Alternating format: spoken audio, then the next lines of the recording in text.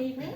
So the grammarian is a role where I listen out for use of language, because in speaking in general we get kind of pictures painted in our minds by use of kind of literary techniques such as alliterations and similes, and different kind of phrases kind of create kind of different effects on the audience and listener. So whether it's vocal language, such as like I've mentioned, alliterations and metaphors, or if it's body language. So what we do with our body kind of conveys a message as well. So as a grammarian, I'm actively listening for phrases, and I have the honour of picking the word of the day, which ties in with the theme.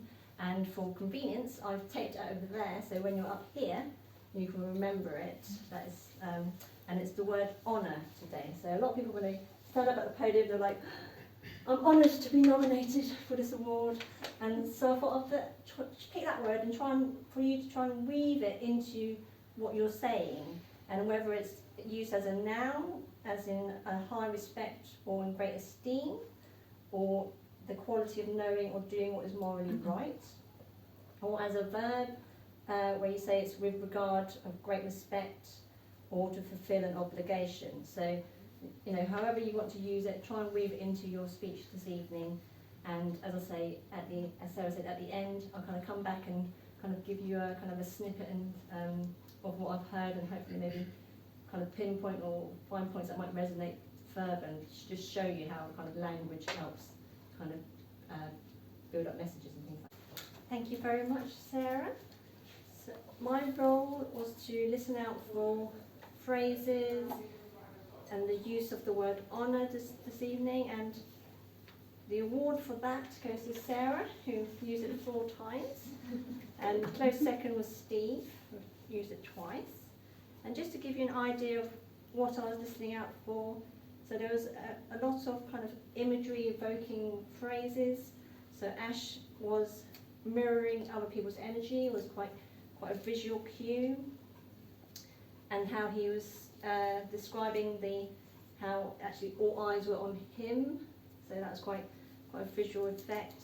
And Doug was saying when he was talking about his comfort zone, that means he was really stretched, so that kind of gives you an idea of imagery. And it's quite energetic with the taking a leap and overcoming obstacles. I thought that was quite a nice visual way to enhance his speech.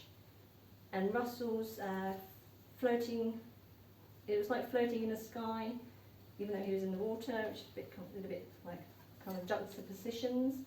And another nice juxtaposition he did was the wisdom and frustration of his mentor, and the way that he was being mentored. Another phrase I quite enjoyed was Sarah M's being a pillar, the way that, a pillar to transition in a speech. So that was a visual image, along with kind of a repetition almost of the pillar of the community from Russell's speech as well. And I quite enjoyed hearing kind of alliterations and metaphors. So there was the fun facts section from Ash, and the lyrics and lines in Doug's speech, as well as the 3 O's, objective, outcomes and observations. That weren't quite alliterations, but kind of the repetition of the first letter kind of helps carry a message, so that's a nice thing to put into your speeches. And Barnaby's lulls you like a lullaby is alliterative, as well as a simile, so using the phrase like, so you're comparing one thing with another thing. And when you're kind of speaking, it's kind of nice to put in kind of 3 triads, I think they're called. So Doug's had fame, fortune and love, which is, I think is the title, but also the way that the title is, 3 things is quite easy to remember. So that was what I picked up this evening, so thank you, that was my report.